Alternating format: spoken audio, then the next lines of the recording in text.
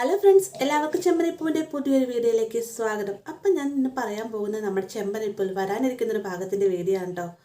ഇപ്പോൾ നമ്മുടെ ചെമ്പനിപ്പൂ നടന്നുകൊണ്ടിരിക്കുന്ന ഭാഗമെന്ന് പറഞ്ഞു കഴിഞ്ഞാൽ ആൻ്റണിയുമായി കൂട്ടുപിടിച്ചുകൊണ്ട് തന്നെ സച്ചിയുടെ ഫോണിലെ വീഡിയോ മോഷ്ടിക്കുന്നതിന് വേണ്ടിയിട്ടുള്ള ശ്രമത്തിലാണ് ശ്രുതി. അത് മറ്റൊന്നിനും വേണ്ടിയിട്ടല്ല.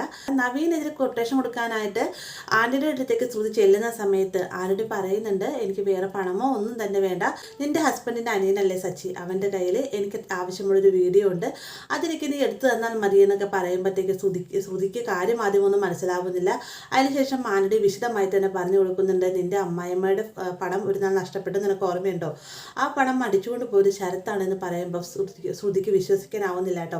ആ ഒരു സമയത്താണ് ആന്റണി പറയുന്നത്, ഇതിൻ്റെ എല്ലാം തെളിവ് നിൻ്റെ അനിയൻ സച്ചിയുടെ കയ്യിലുണ്ട് എന്ന് പറയുമ്പോഴത്തേക്കും ശ്രുതിക്ക് ലോട്ടറി അടിച്ച് കണക്കാവട്ടെ. കാരണം ഈ ഒരു വീഡിയോ തൻ്റെ കയ്യിൽ കിട്ടിക്കഴിഞ്ഞാൽ ഒന്നാമത് ആന്റണി നവീൻ്റെ കാര്യം കൈകാര്യം ചെയ്യുന്നതായിരിക്കും, രണ്ടാമത് വെച്ചാൽ സച്ചിക്കും രേവതിക്കും കൊടുക്കാൻ പറ്റുന്ന വലിയൊരു തിരിച്ചടി തന്നെയായിരിക്കും അത്. അവരെത്രയും വേഗം വീട്ടിൽ നിന്ന് ഇറക്കി വിടണം എന്നുള്ള ആഗ്രഹത്തോടു കൂടി നടക്കുകയാണ് ചന്ദ്ര. ഇപ്പോൾ ഈ ഒരു കാര്യം കൂടെ അറിയുന്ന സമയത്ത് തീർച്ചയായിട്ടും ആ വീടിനെ പുറത്താക്കാൻ സാധിക്കും എന്നുള്ളൊരു ആത്മവിശ്വാസത്തോടു കൂടി തന്നെയാണ് ശ്രുതി ഈ വീഡിയോ എടുക്കാനായിട്ട് ശ്രമിക്കുന്നുണ്ട്. അതിൻ്റെ പല വഴികൾ ശ്രുതി നോക്കുന്നുണ്ട്. ആദ്യമേ തന്നെ ചെയ്യുന്ന സച്ചി കിടന്നിറങ്ങുന്ന സമയത്ത് ഫോൺ എടുത്ത് മാറ്റാനായിട്ട് ശ്രമിക്കുന്നുണ്ട്. അതിനുശേഷം സച്ചിയുടെ ഫോൺ ചാർജ് ചെയ്യാൻ ഇട്ടിരിക്കുന്നിടത്ത് എടുത്തുകൊണ്ട് പോകുന്നുണ്ട്. ആ ഒരു സമയത്ത് ശരിക്കും പറഞ്ഞാൽ ശ്രുതിക്ക് വീഡിയോ ഫോണിലേക്ക് സെൻഡ് ചെയ്യാൻ സാധിക്കുമായിരുന്നു. പക്ഷേ ശ്രുതിയുടെ കഷ്ടകാലം എന്ന് പറയട്ടെ, നമ്മുടെ സച്ചിയുടെ ദൈവാദിനം എന്നും പറയട്ടെ, ആ ഒരു സമയത്ത് സച്ചിയുടെ ഫോൺ സ്വിച്ച് ഓഫ് ആയി പോവാളേ. അങ്ങനെ ആ ഒരു അവസരം ശ്രുതിക്ക് നഷ്ടപ്പെടുകയാണ്. അപ്പം ഇനി എന്ത് ചെയ്യണമെന്നൊക്കെ ചിന്തിച്ചുകൊണ്ടിരിക്കുന്ന സമയത്ത് ശ്രുതിയായി തന്നെ കണ്ടെത്തുന്ന മാർഗമെന്ന് പറഞ്ഞു കഴിഞ്ഞാൽ മറ്റൊരാളുടെ സഹായത്തോടു കൂടി തന്നെ സച്ചിയുടെ ഫോണിലെ വീഡിയോ മാറ്റുക എന്നതാണ്.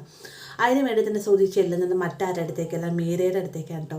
മീരയുടെ അടുത്തേക്ക് ചെന്നതിന് ശേഷം തൻ്റെ ഒരു ആവശ്യം പറയുമ്പോൾ ആദ്യമൊക്കെ മീര സമ്മതിക്കുന്നില്ല. കാരണം ഞാൻ എന്തും പറഞ്ഞുകൊണ്ട് സച്ചിയുടെ അടുത്ത് വീഡിയോ അടിച്ചു മാറ്റും, ഇനിയിപ്പോൾ സച്ചിയുടെ അടുത്ത് ഞാൻ വീഡിയോ എടുത്തു എന്ന് തന്നെ വിചാരിക്കട്ടെ, സച്ചി ഒരു കാര്യം പിന്നീട് അറിഞ്ഞു കഴിയുമ്പോൾ അവൻ തീർച്ചയായിട്ടും എന്നോട് ഇത് ചോദിക്കാൻ വരുന്നതായിരിക്കും, എനിക്ക് ജീവനോട് കൂടി ഇരിക്കണമെന്ന് ആഗ്രഹമുണ്ടെന്നൊക്കെ മീര പറയുന്ന സമയത്ത്, നീ ഒന്നുകൊണ്ട് പേടിക്കണ്ട, ഈ ഒരു വീഡിയോ സച്ചിയുടെ ഫോണിൽ നിന്ന് സെൻഡ് ചെയ്യുക, എൻ്റെ കയ്യിലേക്ക് കിട്ടിയാൽ പിന്നെ സച്ചിക്കെന്നല്ല ആർക്ക് നിന്നൊന്നും തന്നെ ചെയ്യാൻ സാധിക്കില്ല. സച്ചിനെ അടിച്ചൊരു മൂലയിലിരുത്താനുള്ള ഒരു വലിയൊരു ആണിക്കല്ല് തന്നെയാണ് ശരത്തിൻ്റെ ആ ഒരു വീഡിയോ എന്നൊക്കെ ഇങ്ങനെ ശ്രുതി പറയുന്നുണ്ട്.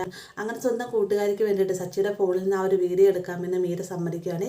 അതിനുവേണ്ടി ഇവർ ചെറിയൊരു പദ്ധതിയും പ്ലാൻ ചെയ്യുന്നു. മറ്റൊന്നുമല്ല, ശ്രുതിയുടെ ബുദ്ധിയിൽ തന്നെ ഒതുക്കുന്ന ഒരു സൂത്രമാണ്. ശ്രുതി പറയുന്നുണ്ട്, മീര നിനക്ക് അത്യാവശ്യമായിട്ട് ഓട്ടം പോകണമെന്ന് പറഞ്ഞിട്ട് സച്ചിയുടെ ഫോണിലേക്ക് വിളിക്കുക. അതിന് ശേഷം ഇടയ്ക്ക് വെച്ച് നിൻ്റെ ഒരു ഫ്രണ്ട് വിളിക്കുന്നതായിട്ട് സംസാരിക്കുക, ഫോൺ സ്വിച്ച് ഓഫ് ആയി എന്ന് പറഞ്ഞുകൊണ്ട് സച്ചിയുടെ ഫോണിൽ നിന്ന് ഫോണൊന്ന് വിളിക്കാൻ തരുമോ എന്ന് ചോദിച്ചുകൊണ്ട് സച്ചിയുടെ ഫോൺ മേടിച്ചതിന് ശേഷം ഈ ഒരു വീഡിയോ സെൻഡ് ചെയ്ത് എടുത്താൽ മതി എന്നൊക്കെ ഇങ്ങനെ മീരയോടായിട്ട് പറയുന്ന മീര സമ്മതിക്കുകയും ചെയ്യുന്നുണ്ട്. അങ്ങനെ സച്ചിയുടെ ഓട്ടം പിറ്റേ ദിവസമായിട്ട് മീര പിടിക്കുകയും ചെയ്യുന്നുണ്ട്. ശ്രുതി പറഞ്ഞ രീതിയിൽ തന്നെ നല്ല രീതിയിൽ തന്നെ അഭിനയിച്ച് സച്ചിയുടെ ഫോൺ കൈക്കലാക്കുകയും ചെയ്യുന്നുണ്ട് കേട്ടോ. മാത്രമല്ല ഈ ശരത്തിൻ്റെ ഒരു വീഡിയോയും മീര കാണുകയും ചെയ്യുന്നുണ്ട്.